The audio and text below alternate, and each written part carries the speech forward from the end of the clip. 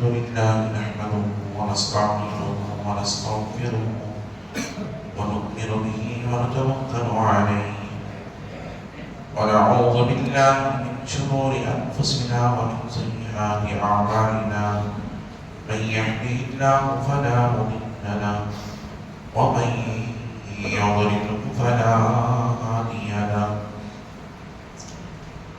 ونشهد أن لا إله إلا الله وحده لا شريك له ونشهد أن سيدنا ونبينا وحبيبنا وطبيب قلوبنا وشفيعنا وشفاء صدورنا وأعلانا وأولانا ومولانا وملجانا ومأوانا محمدا عبده ورسوله أرسله بالحق بشيرا ونذيرا وداعيا إلى الله بإذنه وسراجا منيرا فقد قال الله تبارك وتعالى في القرآن المجيد والفرقان الحميد فأعوذ بالله من الشيطان الرجيم بسم الله الرحمن الرحيم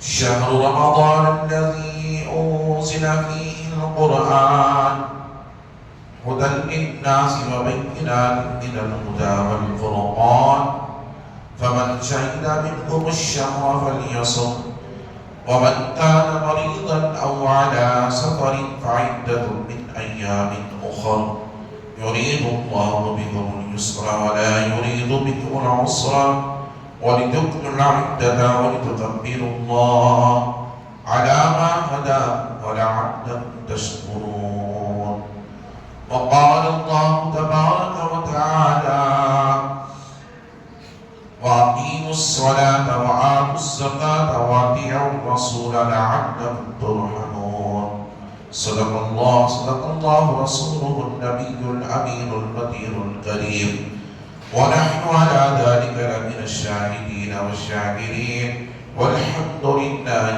رب العالمين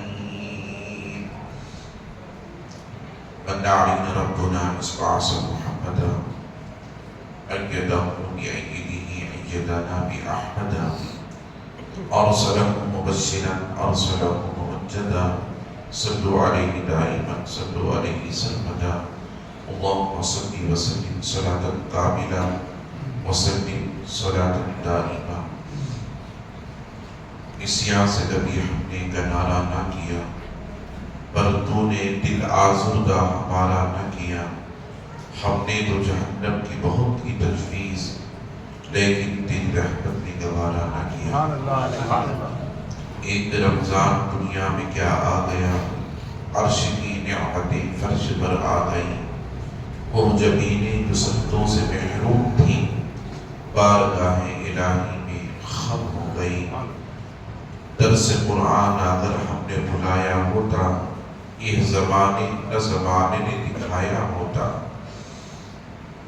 عزیزان محترم معزز سامعین کرام نوجوان ساتھیوں عزیز بچوں السلام علیکم ورحمۃ اللہ وبرکاتہ خطبے کے بعد میں نے قرآن مقدس کی جن آیت مقدسہ کی تلاوت کا شرف حاصل کیا ہے انہیں اپنا موضوع صحبت بنانے سے قبل آیا اور آپ مل کر سب سے پہلے محمد خدا کے نبی سراج الصالحین انیس العارفین رحمت للعالمین مکے کے سردار مدنی کے تاجدار دائی حلیمہ کے پیارے بے سہاروں کے سہارے نبی محترم رسول مکرم نور مجسم آفتاب رسالت ماہتاب نبوت کونین کی زینت و انصار محمد صاحب جود و عطا ہم غریبوں کے آقا و مولا حضور سید عالم احمد مجتبی جناب محمد رسول اللہ صلی اللہ علیہ وسلم کی مقدسات بابرکات کی بارگاہ میں عقیدتاً محبتاً توفتاً حدیہ درود شریف پیش فرمائیں پڑھیں اللہم صلی علی سيدنا محمد وعلى آل سيدنا محمد وبارك وسلم. صلاۃ والسلام علیک یا رسول اللہ. نبی اور آل نبی کی بارگاہ میں ایک مرتبہ محمدنا داس صلی اللہ علیہ نبی الامین وآلہ صلی اللہ علیہ وسلم. صلاۃ والسلام علیک یا نبی اللہ. رسول اور آل رسول کی بارگاہ میں ایک مرتبہ بآواز بلند اللہم صل علی سیدنا محمد وعلی آل سیدنا محمد وبارک وسلم. صلاۃ والسلام علیک یا رسول اللہ. لی خمسۃ اطفی بہا حر الوباء الحاکمہ المصطفیٰ والمرتضیٰ وبناؤها والفاطمہ. فسجل یا الہی کل صالح بحرمت سید الابرار سے. اللہ تبارک و تعالی عز و جل کا بے پایان فضل و کرم ہے جس نے ہمیں اور آپ اس کے پیارے حبیب دانائے الغیوب صلی اللہ علیہ وسلم کی امت میں پیدا فرمایا اور ماہ رمضان کے قدر کرنے اور اس کے روزے رکھنے، تراویحوں کو ادا کرنے، نماز پنجگانہ کو جماعت کے ساتھ پابندی کے ساتھ ادا کرنے اور جمعۃ المبارکہ میں حاضر ہو کر اللہ اس کے حبیب علیہ السلام کے احکامات پر عمل کرنے کی اور خداوند قدوس کی قربت حاصل کرنے کی توفیق اور رحمت فرمائے. لاکھوں کروڑوں درود و سلام اس کے آخری پیارے رسول علیہ السلام کی مقدس ذات بابرکات پر جن کے خاطر اللہ رب العزت نے تمام کائنات کا وجود بخشا. عزیزان محترم، یہ ماہ مقدسہ جو ہمارا اور آپ کا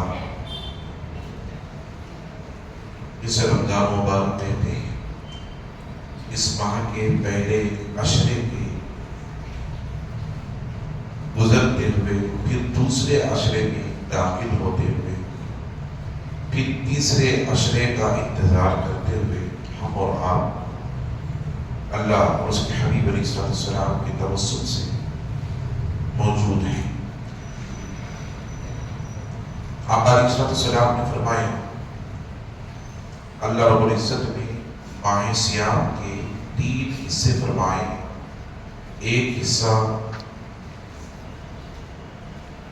رحمت کا اور دوسرا حصہ مغفرت کا اور تیسرا حصہ جہنم سے آزادی کا. یہ بڑی فضیلت والے ایام ہیں. جتنے دن ہمارے اور آپ کے گزرے، جمعرات کے دن ہمارا روزہ شروع ہوا اور آج جمعہ ہے. رحمت کا عشرہ ہمارے اور آپ کے درمیان سے جاتا ہوا نظر آ رہا ہے. عشرہ 10 دن کا ہوتا ہے، پھر دوسرا عشرہ بھی 10 دن کا ہوتا ہے، تیسرا عشرہ بھی 10 دن کا ہوتا ہے. اللہ رب العزت نے اس ماہ کی فضیلت ہی کو الگ رکھا ہے. آپ نے کبھی نہیں سنا ہوگا کہ کسی اور مہینے میں اللہ رب العزت نے مہینے کے دنوں کو تقسیم فرمایا ہے. اللہ اکبر. یہی وہ مقدس مہینہ ہے جس مہینے کے دنوں کو اللہ رب العزت نے 3 قسطوں میں تقسیم فرما دیا ہے. ایک رحمت کا، دوسرا مغفرت کا، تیسرا جہنم سے آزادی کا. اور آقا علیہ السلام ارشاد فرماتے ہیں جو ماہ صیام میں روزے رکھتا ہے اور اس مہینے کو اس نے پا لیا اور اس مہینے کے قدر کی اور اس نے روزے رکھے، تراویحوں کو ادا کیے، نماز تراویح میں قرآن مقدس کو سنا اور نماز پنجگانہ کی پابندی کی، صدقہ و خیرات کیا اور اللہ اس کے حبیب علیہ السلام کے احکامات پر اس نے عمل کیا، تو حدیث پاک میں آتا ہے اللہ کے حبیب فرماتے ہیں گویا اس کے سابقہ گناہوں کا یہ ماہ مقدسہ کفارہ ہو گیا. کتنی بڑی مغفرت اور بخشش کی بشارت ہے. سابقہ گناہوں کے کفارے کا یہ مہینہ ذریعہ ہو گیا، اور اکثر و بیشتر یہی وہ ماہ مقدسہ ہیں جس میں مسلمان اللہ کی بندگی میں قبر باندھ لیتے ہیں، اور اللہ رب العزت کی ریاضت میں قبر باندھ لیتے ہیں، سختی کے ساتھ پوری پابندی کے ساتھ نمازوں کو ادا کرتے ہیں اور صدقہ و خیرات کرتے ہیں، اپنے مال کی زکات نکالتے ہیں، تراویحوں کو ادا کرتے ہیں اور قرآن پاک کو سنتے ہیں، خود تلاوت کرتے ہیں۔ کبھی جن کے ہاتھوں میں کلام نہیں ہوتا، اس ماہ مقدسہ میں ان کے ہاتھوں میں بھی کلام نظر آتا ہے، اور کبھی پورا سال جنہوں نے ہفتہ بھر اپنی پیشانی کو رب کے حضور نہیں رکھا، وہ لوگ بھی اس ماہ مقدسہ میں اپنی خالی پیشانیوں کو رب کے حضور رکھتے ہوئے نظر آتے ہیں۔ اسی لیے کسی نے کیا خوب کہا، ایک رمضان دنیا میں کیا آ گیا، عرش کی نعمتیں فرش پر آ گئی، وہ زمینیں جو سجدوں سے محروم تھی بارگاہ الہی میں خم ہو گئی۔ عزیزان محترم، اس مہینے کی فضیلتوں کو، برکتوں کو دیکھتے جائیں، اور دنوں میں جو پھل نظر نہیں آتے، رمضان کے مہینے میں وہ پھل بھی نظر آتے ہیں۔ یہ اللہ کی رحمت اور اس کی برکتوں کا نتیجہ ہے۔ جو شخص اس مہینے کو پاتا ہے، اللہ تعالیٰ اپنے فضل سے، کرم سے، نعمتوں سے اسے مالا مال فرماتا ہے۔ عزیزان محترم، تراویح کی نماز ہم اور آپ ادا کر رہے ہیں، کلام پاک کو ہم اور آپ تراویح کی نماز میں سن رہے ہیں۔ تراویح کی نماز سنت موقدہ ہے، اور میں نے گزشتہ جمعہ اس کے تعلق سے تفصیلاً نہ صحیح اجمالاً کچھ باتیں آپ حضرات کے درمیان کوشش گزار کی تھی کہ ہمیں کتنے رکعت تراویح کی نماز ادا کرنی ہے، اور آقا علیہ السلام کی سنت مبارکہ کیا ہے، اور حضرت عمر بن خطاب رضی اللہ عنہ کس طرح تراویح کی نماز کو جماعت کے ساتھ ادا کرنے کا حکم صادر فرمایا۔ شریعت مطہرہ میں، فقہ حنفیہ میں تراویح کے مسائل کیا ہیں، اسے آپ حضرات کے سامنے میں نے رکھے، مگر یاد رکھ لیں تراویح کی نماز جو ہے سنت موقدہ ہے، ایک یا دو مرتبہ کا چھوڑ دینا یہ برا ہے، اور سرے سے نہ پڑھنا گناہ ہے، اللہ رب العزت کی بارگاہ میں پوچھے۔ اور اس کی جماعت جو ہے سنت موقدہ علی الکفایہ ہے، یعنی اگر کسی چند آدمیوں نے محلے میں مل کر اس کی جماعت قائم کر لی، ایک تو جماعت کا بھی حکم ہے، تراویح کی نماز تنہا بھی ادا ہوتی ہے اور جماعت کے ساتھ بھی ادا ہوتی ہے۔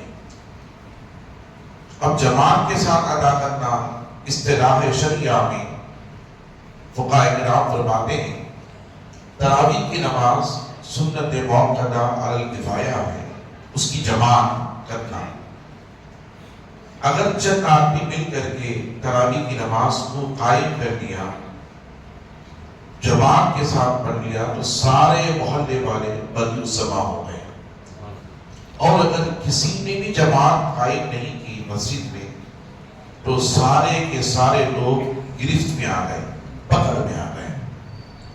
اب یہ بھی دیکھیں کتنا اچھا طریقہ ہے اور لوگوں کی تحفظ کا انداز ہے کہ چند احباب مل کے تراویح کی نماز تو ہمیں پڑھنا ہی ہے۔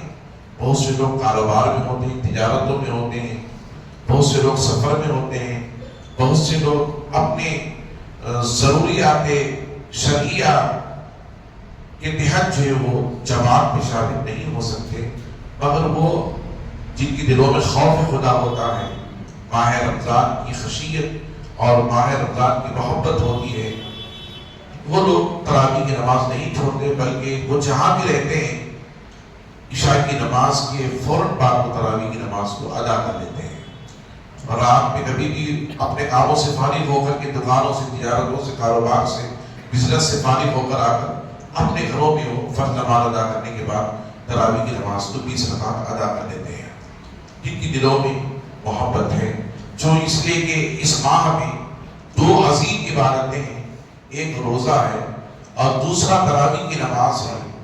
یہ دونوں اس ماہ کی روحانیت ہے۔ عزیزان محترم، اسے ہی اگر ہم فراموش کر دیں تراویح کی نماز کو پھر رہا کیا؟ دیکھیں جو سرور ماہ رمضان میں، جو سرور، جو کیف تراویح کی نماز سے ملتا ہے، مسجدوں کے اندر جماعت کے ساتھ قائم کر کے جو قرآن سنتے ہیں، یہ سرور خدا کی قسم کسی مہینے میں نہیں ملتا۔ یہ خوشی ہمیں کسی اور مہینے میں نہیں ملتی۔ اگر عبادت کی خوشی اور مسرت سکون حاصل ہوتا ہے تو ماہ رمضان کے روزوں میں اور ماہ رمضان کے افطار کے بعد عشاء کی نماز ادا کر کے تراویح کی نماز میں ملا کرتا ہے۔ اسی پہ نظر آتا ہے کہ یہ رمضان کا مہینہ ہے۔ یہ کیا ہے؟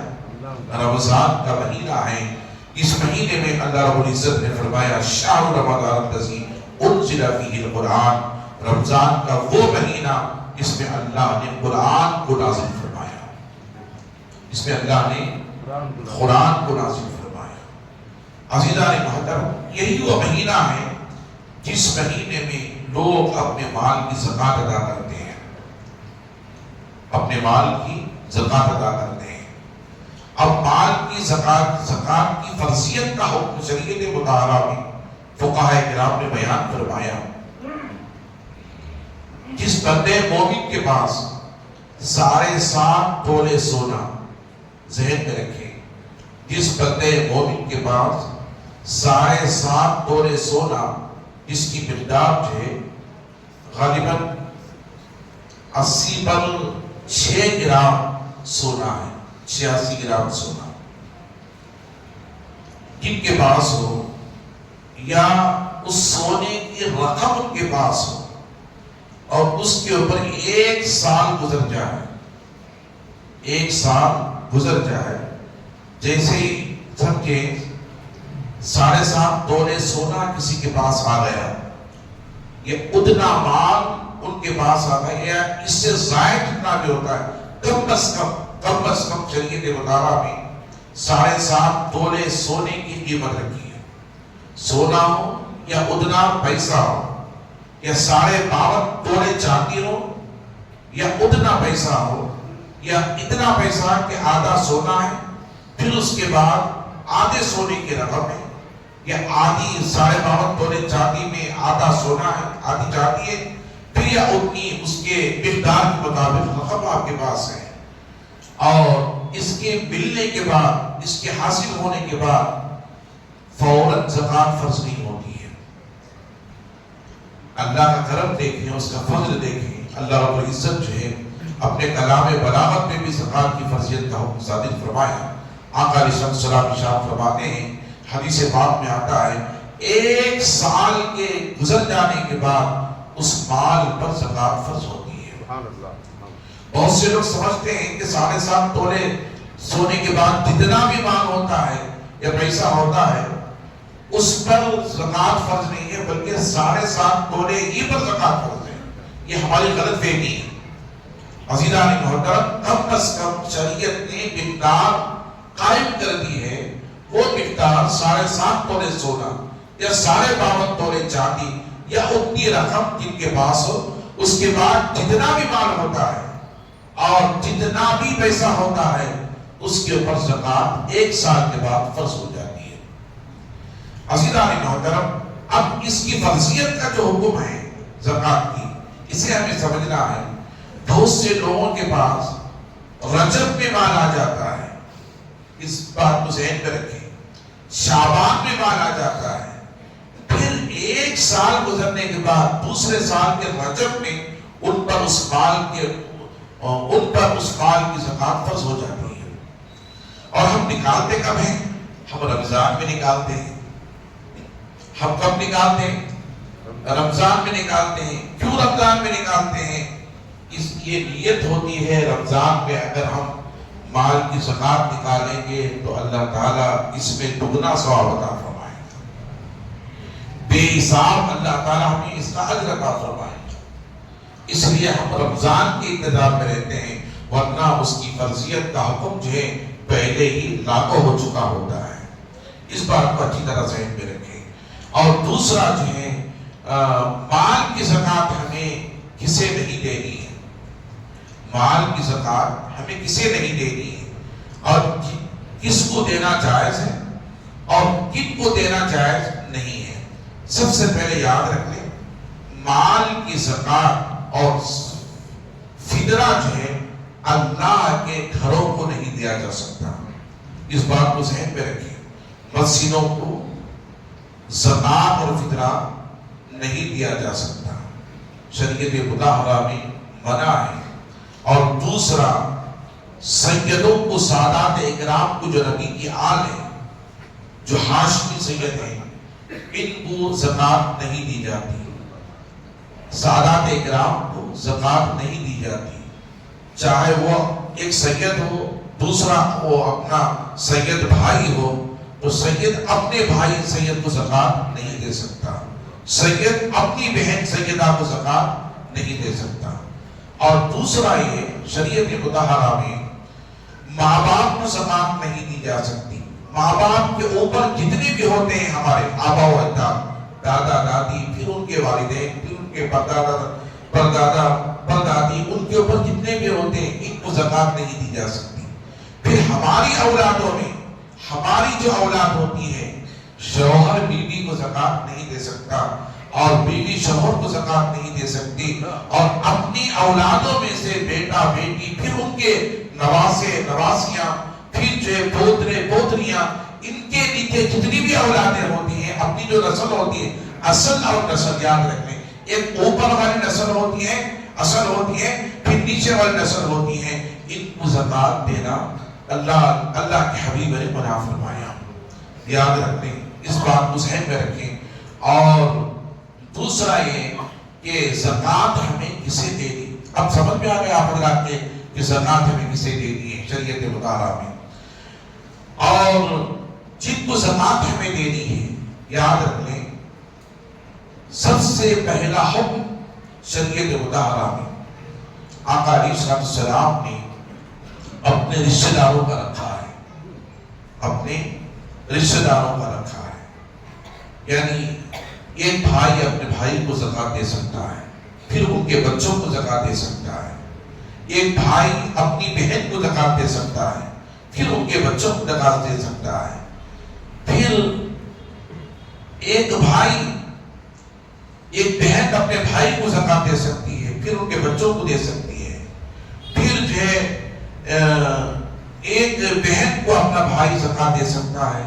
یہ طرز عمل ہے زکات دینے کے طریقہ کار، اللہ کے حبیب علیہ السلام نے لاگو فرمائے ہیں، فقہاء کرام نے اس کی تفصیل بیان فرمائی ہے۔ انشاءاللہ تعالی زکات کے تعلق سے اس کی تفصیلت باتیں کہ کون کون زکات کے مستحق ہیں، حقدار ہیں، میں آپ حضرات کو آئندہ جمعہ اس کی وضاحت کروں گا۔ وقت کی قلت ہے، اور بھی کچھ باتیں آپ حضرات کے درمیان گوشے گزار کرنی ہیں۔ عزیزان محترم، اس بات کو یاد رکھ لیں، کسی قیمت میں ہمیں زکات ادا کرنی ہے، ہر حال میں ہمیں زکات ادا کرنی ہے۔ جیسے نماز کی فرضیت کا حکم ہے، ایسے ہی زکات کی بھی فرضیت کا حکم ہے، ایسے ہی زکات کی بھی فرضیت کا حکم ہے۔ سنن نسائی کے حدیث ہے، حضرت سیدنا ابو ہریرہ رضی اللہ تعالیٰ عنہ روایت فرماتے ہیں، آقا علیہ السلام نے ایک مرتبہ خطبہ ارشاد فرمایا۔ سنیں اس بات کو، اللہ کے حبیب علیہ السلام فرماتے ہیں، حضرت سیدنا ابو ہریرہ رضی اللہ عنہ روایت فرماتے ہیں، آقا علیہ السلام نے ایک مرتبہ خطبہ ارشاد فرمایا۔ خطبہ ارشاد کرنے کے دوران حضور نے فرمایا، قسم ہے اس خدا کی جس کے قبضہ قدرت میں میری جان ہے۔ 3 مرتبہ ارشاد فرمایا۔ 3 مرتبہ ارشاد فرمانے کے بعد آقا علیہ السلام نے اپنے سر کو جھکا لیا۔ صحابہ کرام فرماتے ہیں، ہم خوف زدہ ہو گئے، ڈر گئے، اور آقا علیہ السلام کے اس طرز سے عمل کو دیکھ کر اور جس طرح حضور نے خطبے کے دوران اپنے سر کو جھکا لیا، ہم نے بھی اپنے سروں کو جھکا لیا اور ہم رونے لگے۔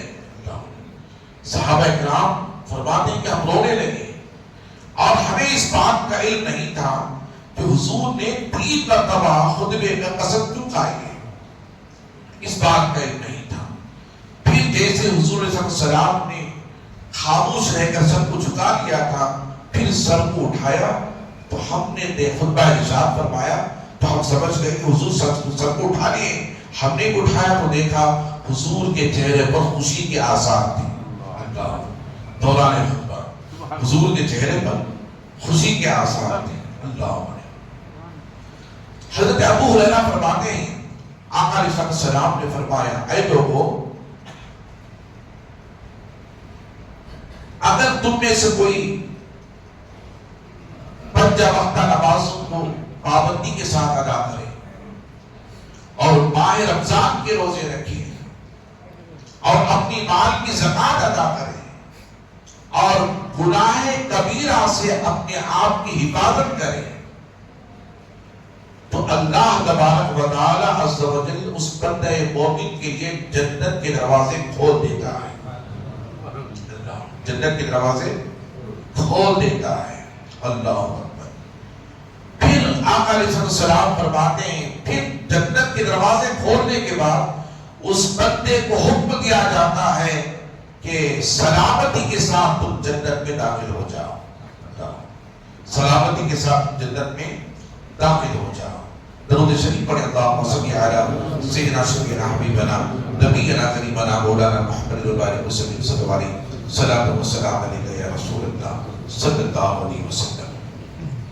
عزیزان محترم، پھر یہی وہ حضرت ابو ہریرہ رضی اللہ تعالیٰ عنہ ہیں، بخاری شریف کے حدیث ہیں، روایت فرماتے ہیں آقا علیہ السلام فرماتے ہیں کہ جسے اللہ تبارک و تعالیٰ عز و جل نے مال دیا اور اس نے اپنے مال کی زکات نہیں نکالی، تو وہ مال قیامت کے دن گنجے سانپ کی شکل میں لایا جائے گا۔ وہ مال قیامت کے دن گنجے شکل کی صورت میں لایا جائے گا، شکل میں لایا جائے گا، پھر اسے توق بنا کر قیامت کے دن اللہ تبارک و تعالی عز و جل اس بندے کے گلے میں ڈال دے گا۔ پھر وہ گنجا سانپ اس اپنے مالک سے کہے گا، چونکہ وہ مال تھا دنیا کا، وہ کہے گا، اے اللہ کے بندے سن، میں وہی ہوں جسے تو نے مجھے فرمایا تھا، میں تیرا مال ہوں، میں وہی ہوں جسے تو نے حاصل کیا تھا دنیا میں تیرا خزانہ ہوں۔ پھر دوسری روایت کی بخاری شریف کی روایت میں حضرت ابو ہریرہ رضی اللہ عنہ روایت فرماتے ہیں آقا علیہ السلام نے فرمایا کہ قیامت کے دن جو شخص اپنے مال کی دنیا میں مال کی زکات نہیں نکالتا، قیامت کے دن وہ مال گنجا سانپ بن جاتا ہے، گنجا سانپ بن جاتا ہے جس کے سر پر بال ہوتے ہیں، اور وہ اپنے مالک کو میدان محشر میں بھگائے گا، وہ میدان محشر میں بھاگے گا اور یہ گنجا سانپ اس کے پیچھے پیچھے دوڑے گا، دوڑ کر اسے پکڑنے لگے گا۔ عزیزان محترم، مفسرین محدثین فرماتے ہیں گنجے سانپ کے سر پر جو بال ہوتے ہیں اس کی عمر 1 سال گزرنے کے بعد ایک سانپ کے بدن پر بال نمایاں ہوتے ہیں، نکلنا شروع ہوتے ہیں۔ پھر جب وہ 2 سال کا ہو جاتا ہے تو اس کے سر سے بال سانپ کے سر سے بال چھٹنے لگتے ہیں۔ اس کی وجہ یہ کہ اس سانپ کے زہر کی شدت کی وجہ سے وہ بال زمین پر گرنے لگتے ہیں۔ اللہ آپ اندازہ کریں گنجے سانپ کی شکل کا قیامت کی اس بندے کا حال کیا ہوگا جس کے گلے میں اس کا مال ہی گنجے سانپ کی شکل میں توق بنا کر ڈال کر اس کے عذاب کا جو معاملہ کر دیا جائے گا. اس سے ہمیں غفلت نہیں کرنی ہے. اللہ تعالیٰ قرآن شریف میں ارشاد فرماتا ہے والذین یکنزون الذهب والفضة ولا ينفقونها في سبیل اللہ فبشرهم بعذاب علیم. قرآن مجید میں اللہ تعالیٰ فرماتا ہے اے محبوب کہہ دے ان لوگوں سے جو لوگ اپنے مال کو جمع کرتے ہیں, سونا چاندی کو جمع کرتے ہیں, والذین یکنزون الذهب والفضة ولا ينفقون في سبیل اللہ اور اپنے دنیا کے مال کو جمع کرتے ہیں, سونا چاندی اکٹھا کرتے ہیں, پھر وہ اللہ کی راہ میں خرچ نہیں کرتے. ولا ينفقون اور وہ لوگ بخل کرتے ہیں, اللہ کی راہ میں خرچ نہیں کرتے. فبشرهم بعذاب علیم. اے محبوب سنا دیں اللہ کے بڑے عذاب کی خوشخبری, وہ انتظار کریں اللہ کے بڑے عذاب کا.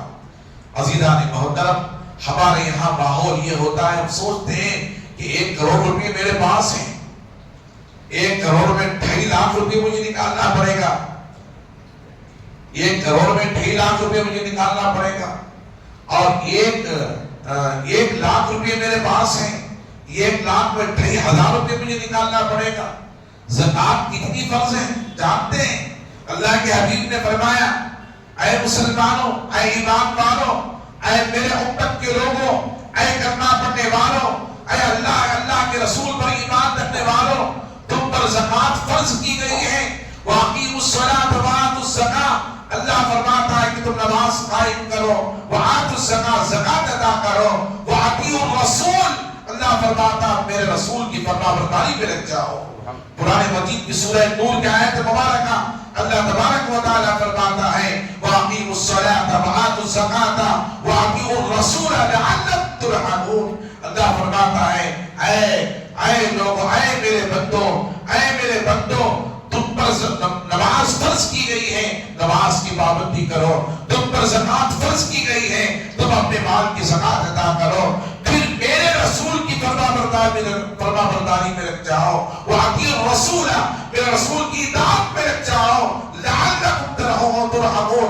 جو نماز قائم کرتا ہے, زکات ادا کرتا ہے, پھر میرے محبوب کا ہو جاتا ہے. اللہ فرماتا ہے لَعَلَّكُمْ تُرْحَمُونَ, اس بات پر کہ وہ میرے محبوب کا ہو گیا, میرے محبوب کے سنتوں پر عمل کرنے والا ہو گیا, اور زکات کا ادا کرنے والا ہو گیا, نماز پنجگانہ کو جماعت کے ساتھ ادا کرنے والا ہو گیا. اللہ فرماتا ہے لَعَلَّكُمْ تُرْحَمُونَ, رب اس پر رحم فرماتا ہوا پاؤ گے, تمہارے رب کو رحم کرتا ہوا پاؤ گے. عزیزان محترم اس سے بڑی دلیل ہمیں اور کیا چاہیے؟ ہم سوچتے ہیں کہ ہمیں اتنی زکات ادا کرنی ہے, 1 کروڑ کے 2.5 لاکھ روپے نکالنا ہے.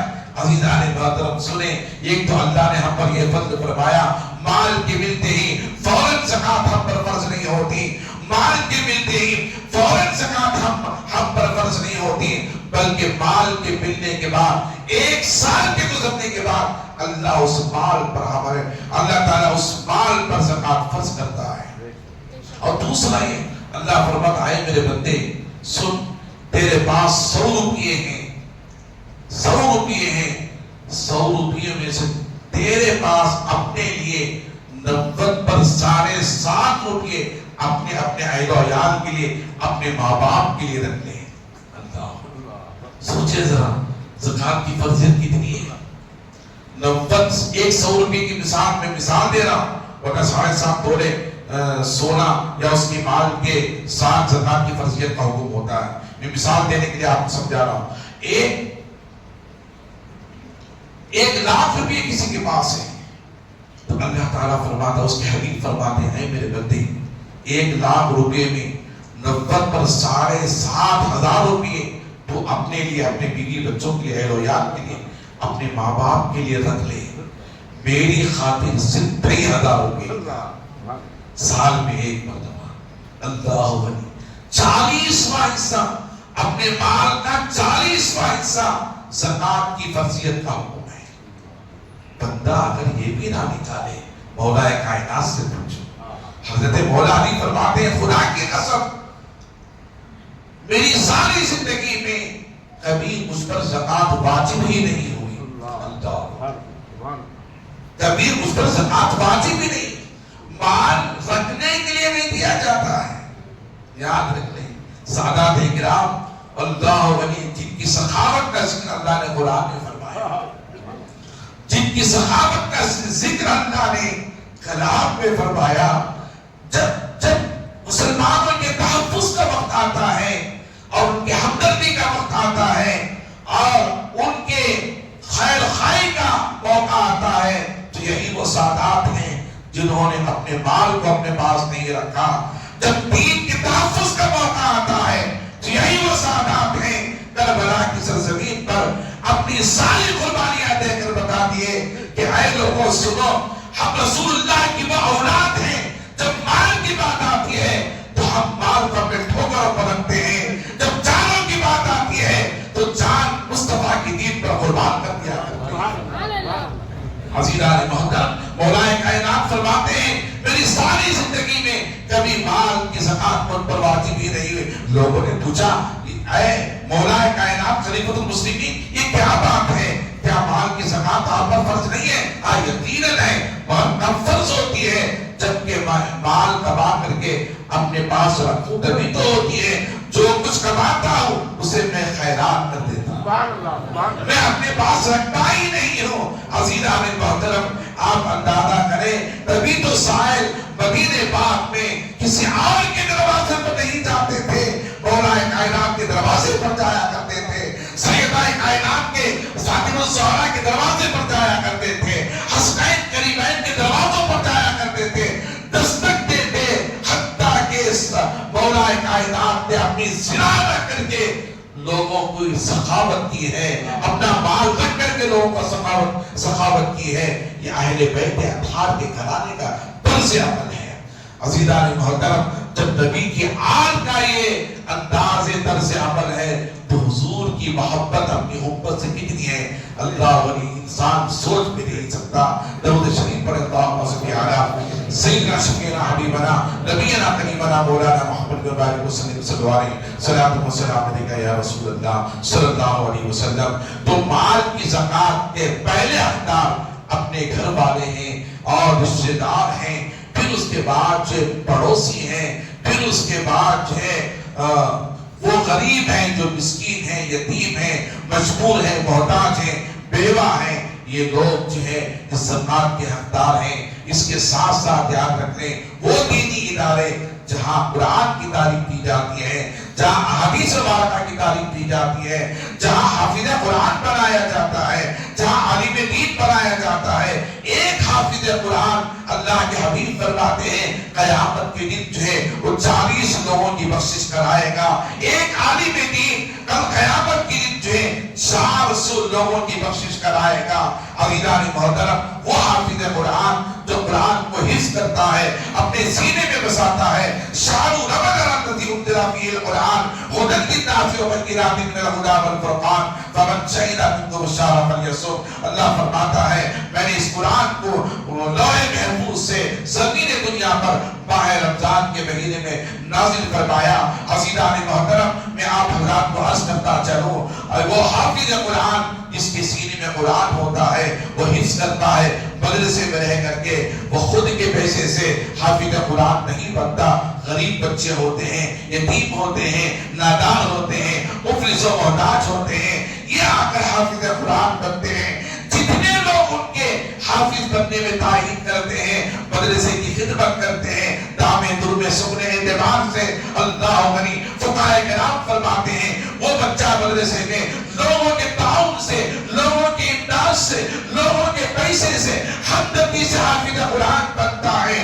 جتنا قرآن اس کے سینے میں رہتا ہے، جتنا تلاوت کرتا رہتا ہے نمازوں میں، تراویح قرآن تراویح کی نماز میں قرآن کی تلاوت کرتا ہے، فقہائے کرام فرماتے ہیں جتنا اجر حافظ قرآن پر اللہ عطا فرماتا ہے اتنا ہی اجر تعاون کرنے والے کو عطا فرماتا ہے۔ اللہ ولی کتنے بڑے حقدار ہیں وہ مسلمان جو لوگ دینی ملی اداروں کی خدمت کیا کرتے ہیں۔ عزیزان محترم، ہمارا مکہ مسجد کا وہ شعبہ حفظ کا ادارہ جو تقریباً 17-18 سال سے خدمت انجام دیتا آ رہا ہے دین و سنت کی، جہاں بچے قیام و دام کے ساتھ حافظ بن رہے ہیں، عالم حافظ قرآن بن رہے ہیں، ناظرہ بن رہے ہیں، لہذا یہ سارا ذمہ آپ حضرات ہی کے ذمہ ہے، آپ حضرات ہی کی تعاون سے چل رہا ہے۔ میں گزارش کرتا ہوں کہ اپنے رشتہ داروں کے بعد اور جو ہے سب سے پہلی فرضیت کا عہد جو ہے حقدار جو ہے یہ دینی ادارہ ہے، جو ادارہ دین و سنت کا ادارہ ہے، جہاں بچے حافظ قرآن بن رہے ہیں، اس کی خدمت کریں، ایک ایک پیسے کا اجر اللہ آپ کو عطا فرمائے۔ درود شریف پڑھیں، اللہم صلی علی سیدنا شفیعنا حبیبنا نبینا کریمنا مولانا محمد وعلیہ وسلم علیہ صلاۃ و سلام علیک یا رسول اللہ صلی اللہ علیہ وسلم۔ عزیزان محترم، انہی چند کلمات کے ساتھ میں عرض کرتا چلوں، روزہ بڑی عبادت ہے۔ زکوٰۃ کے تعلق سے آپ نے ملاحظہ فرمایا، روزہ بڑی عبادت ہے۔ اللہ روزے کا اجر دیکھیں، یہی وہ حضرت ابو ہریرہ ہے، حدیث پاک میں آتا ہے، مشکوٰۃ شریف کی حدیث ہے، اور دیگر صحابہ ستہ کے حدیث میں آتا ہے، دیگر اعمال حسنہ ہم نماز پڑھتے ہیں تو اس کے بدلے اللہ ہمیں جنت عطا فرماتا ہے، ہم زکوٰۃ دیتے ہیں تو اس کے بدلے اللہ جنت عطا فرماتا ہے، ہم حج کرتے ہیں اس کے بدلے اللہ ہمیں جنت عطا فرماتا ہے، ماں باپ کی خدمت بھی ہم پر فرض ہے، ماں باپ کی عزت کرتے ہیں، ان کی خدمت کرتے ہیں، اس کے بدلے اللہ ہمیں جنت عطا فرماتا ہے، ہم قربانیاں دیتے ہیں تو اس کے بدلے اللہ ہمیں جنت عطا فرماتا ہے۔ عزیزان محترم، اور یاد رکھ لیں، دیگر اعمال کی طرح روزہ نہیں ہے کہ اس کا اجر دیا جائے، اس کا بدلہ دیا جائے، مگر میرا رب فرماتا ہے، اے محبوب الصوم لی، روزہ صرف میرے لیے ہے، وَأَنَا أَجْزِي بِهِ، اور اس کی جزا میں خود اپنے ہاتھوں سے دیتا ہوں۔ اللہ، آپ اندازہ کریں، فرشتوں کے ذریعے سے رب نہیں دیتا روزے کا اجر، اللہ اکبر، فرشتوں کے ذریعے سے نہیں دیتا روزے کا اجر، بلکہ مولا خود اپنے ہاتھوں سے بندے کو عطا فرماتا ہے۔ روزے دار کو کتنا بڑا ثواب کا مستحق ہے۔ میں نے کل گزشتہ جمعہ بتایا تھا، روزہ رکھنے والے کو 2 خوشیاں ملتی ہیں، ایک افطار کے وقت، دوسرا مرنے کے بعد خدا کے دیدار کے موقع۔ عزیزان محترم، میں نے یہ بھی بتایا تھا، مرتے ہی قبر میں جانے کے بعد خدا کا دیدار نہیں ہوتا، پہلے مصطفیٰ کا دیدار ہوتا ہے قبر کے اندر، پھر میدان محشر میں خدا کا دیدار ہوتا ہے۔ عزیزان محترم، اللہ فرماتا ہے، میرے بندے ہاں میں تجھے دیدار قیامت میں کراؤں گا ہی، لیکن قبر کی منزل سے لے کر میدان محشر تک کا بڑا وقفہ ہے، یہ عالم برزخ کہلاتا ہے، یہ ہاتھوں تنہائی میں کیسے رہے گا، کیسے رہے گا۔ اے بندہ مومن، میرے احکامات پر عمل کرنے والے، اے شریعت مطالعہ پر گزارنے والے، اے نبی کی سنتوں کو اپنا کر زندگی بسر کرنے والے، اے میرے محبوب سے محبت کرنے والے، اے میرے محبوب سے عشق رکھنے والے، ماہ رمضان کے روزے رکھنے والے، نمازوں کو جماعت کے ساتھ ادا کرنے والے، ماں باپ کی خدمت کرنے والے، اے حج کرنے والے، عمرہ کرنے والے، تلاوت قرآن کرنے والے، ماہ رمضان کے احکامات پر عمل کرنے والے، میں تجھے قبر کے اندر وہ نظارہ دکھاؤں، وہ نظارہ دکھاؤں جس نظارے کو مصطفیٰ کے صحابہ دربا کرتے تھے، دربا کرتے تھے، وہ ایسا نظارہ ہوگا، وہ ایسا دیدار ہوگا، میری عزت کی قسم، جب تو ایک مرتبہ قبر کے اندر میرے محبوب کا وہ بددعا والا چہرہ دیکھ لے گا تو تجھے قبر کی منزل نظر نہیں آئے گی، قیامت تک تجھے مصطفیٰ کا چہرہ ہی نظر آئے گا، قیامت تک تجھے مصطفیٰ کا چہرہ ہی نظر آئے گا۔ عزیزان محترم، میں آپ حضرات کو عرض کرتا چلوں، یہ حدیث پاک میں آتا ہے، روزہ دار کے لیے اللہ فرماتا ہے روزے کی جزا میں خود اسے دیتا۔ فقہاء کرام نے، علماء نے یہ بھی لکھا، وَأَنَا أُجْزَىٰ بِهِ، رب نے فرمایا محبوب روزے دار کی جزا میں خود بن جاتا۔ اجر کی بات دور ہے، وَأَنَا أُجْزَىٰ بِهِ، روزے دار کی جزا میں خود بن جاتا ہوں۔ عزیزان محترم، پھر روزے کی جزا کیا ہے؟ سنیں، حضرت اس واقعے سے سنتے چلیں، میں کیسے رب تبارک و تعالیٰ اس کی جزا بن جاتا ہے، خود جزا بن جاتا ہے، اس کا اجر بن جاتا ہے۔ عزیز ایسے وقت روزے دار کو خود مل جاتا ہے، روزے دار کو رب کیسے خود مل جاتا ہے۔ محمود غزنوی بڑے بادشاہ گزرے ہیں، ایک مرتبہ اپنے وزراء کو اکٹھا فرمایا، افسران کو اکٹھا فرمایا، کرنے کے بعد موتیوں کو نکالا، قیمتی موتیوں کو نکالنے کے بعد پھینک دیا اپنے محل کے اندر، اور وزراء سے کہا جن کو جو چاہے وہ چن لے، جن کو جو چاہے وہ چن لے۔ یہ کہہ کر کے حضرت محمود غزنوی رحمۃ اللہ تعالی علیہ بادشاہ آگے گزر گئے۔ لہذا دور جانے کے بعد ایک گھوڑے کے چلنے کی آواز آئی، دیکھا تو پیچھے ان کا جو وزیر تھا ایاز، یہ گھوڑے پر سوار ہو کر آ رہا ہے۔ محمود بادشاہ نے پوچھا اے ایاز تمہیں موتیاں نہیں چاہیے؟ اے ایاز تمہیں موتیاں نہیں چاہیے؟ کہا کہ حضور جن کو موتیاں چاہیے تھا انہوں نے موتیاں چن لی، جن کو موتیاں چاہیے تھا انہوں نے موتیاں چن لی، مجھے موتیاں نہیں چاہیے، مجھے موتیوں والا چاہیے، مجھے موتیوں والا چاہیے۔ عزیزان محترم، میرا رب فرماتا بندے جس کو جو دینا دیگر ہمارے حسنہ کے ذریعے میں جنت میں عطا کر دوں گا، مگر جو روزہ دار ہوگا اسے جنت نہیں بذات خود میری ذات اسے مل جائے، بذات خود میری ذات اسے عطا کر دوں گا۔ اللہ غنی۔ ایک واقعہ سنا کر کے اپنی تقریر کو ختم کروں۔ حضرت سیدنا ربیعہ کعب بن اسلم رضی اللہ تعالیٰ عنہ ایک صحابی رسول تھے، حضور کے بڑے عاشق تھے۔ توجہ سے سنیں، ان کا کام یہ تھا حضور جب بھی وضو بنانا چاہتے وضو کے لیے پانی لے کر کھڑے ہوتے تھے۔ کیا صحابی رسول تھے، کیا مقام تھا، کیا کام ملا تھا حضرت ربیعہ رضی اللہ تعالیٰ۔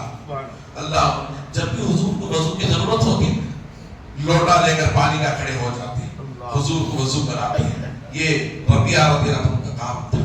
ایک مرتبہ حضرت ربیعہ کے اس انداز کو دیکھا، آقا علیہ السلام نے منظر ملاحظہ فرمایا تو حضور کی رحمت جوش میں آئی۔ مشکات شریف کی حدیث ہے، حضور کی رحمت جوش میں آئی۔ اللہ سنے صحابہ کا عقیدہ کیا تھا، ان کے طرز عمل کیا تھا۔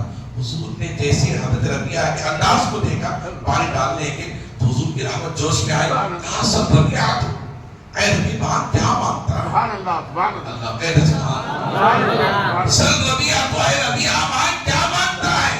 لوگ کہتے خدا کے علاوہ رسول نہیں دیتے، خدا کی عزت کی قسم مشکات شریف کی حدیث ہے، مصطفیٰ وہ کچھ دیتے ہیں جو خدا کا ان کے پاس ہے۔ عزیزان محترم، فرمایا سر ربیعہ تو اے ربیعہ کیا مانگتا ہے؟ تو کہا یا رسول اللہ، یا رسول اللہ اسألک مرافقتک فی الجنہ۔ کہتے سبحان اللہ۔ ربیعہ نے دولت نہیں مانگی، گھر نہیں مانگا، اونٹ نہیں مانگی، سونا نہیں مانگا، چاندی نہیں مانگی۔ حضرت ربیعہ رضی اللہ عنہ نے کچھ نہیں مانگا بلکہ کہا اسألک مرافقتک فی الجنہ، یا رسول اللہ میں یہ مانگتا ہوں کہ جس طرح سے یہ غلامی میں نے یہ حاصل کیے آپ نے مجھے عطا کیے، آقا یہی غلامی جنت میں مجھے مل جائے۔ جو غربت زمین پر ملی ہے یہی غربت مجھے جنت میں مل جائے۔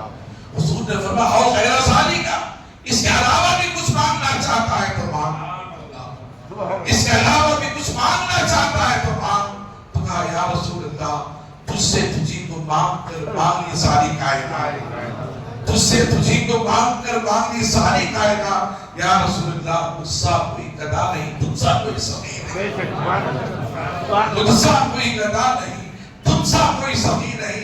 حضرت شاہ عبداللہ محدث دہلوی رحمۃ اللہ تعالیٰ نے اشعۃ الجماعت کے اندر اس حدیث کو کوٹ کرتے ہوئے فرماتے ہیں آقا علیہ السلام کا اس صحابی رسول کا اپنے غلام کو بغیر کسی تقید و تخصص کے مطلقاً سلفی فرما دینا وہاں کیا مانگتا ہے یہ بتاتا ہے کہ سارا ہی معاملہ اپنے محبوب کے ہاتھ عطا فرما دیا، اپنے محبوب کے ہاتھ عطا فرما دیا ہے۔ محبوب جسے جو چاہتا ہے اسے عطا کرتے جا، جسے جو چاہتا ہے اسے عطا کرتے جا۔ اللہ علامہ بوصری فرماتے ہیں فَإِنَّكَ مِن جُودِكَ الدُّنْيَا وَزَرَّتَهَا، اے محبوب صلی اللہ علیہ وسلم دنیا جو کچھ ہے وہ آپ کی سخاوت کا ایک حصہ ہے۔